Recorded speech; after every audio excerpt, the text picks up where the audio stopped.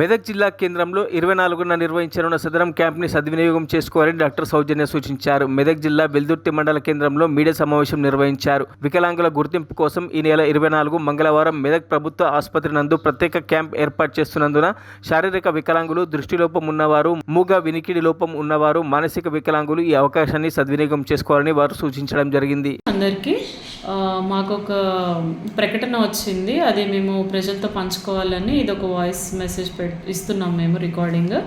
దాంట్లో విషయం ఏంటి అని అంటే సెప్టెంబర్ 2024 ఈ నెలలో 24వ తారీఖున సదరన్ క్యాంప్ అనేది మనకి మెదక్ జిల్లాలో జరుగుతుంది. దాంట్లో ఎవరైనా వికలాంగులు ఉంటే కనుక ఖచ్చితంగా వెళ్ళి సర్టిఫికెట్స్ తీసుకోవచ్చు. మీ డిఫార్మిటీస్ ఏమైనా ఉంటే సర్టిఫికెట్స్ తీసుకోవచ్చు. దానికి ముందుగా మీరు మీ సేవకి వెళ్ళి అప్లై చేసుకోవాల్సి ఉంటుంది ఆన్లైన్లో. మీ సేవలో ఆల్రెడీ మీరు అప్లై చేసుకున్నప్పుడు ఒక రసీదు, దానిపైన మీకు ఒక డేట్ అనేది వస్తుంది.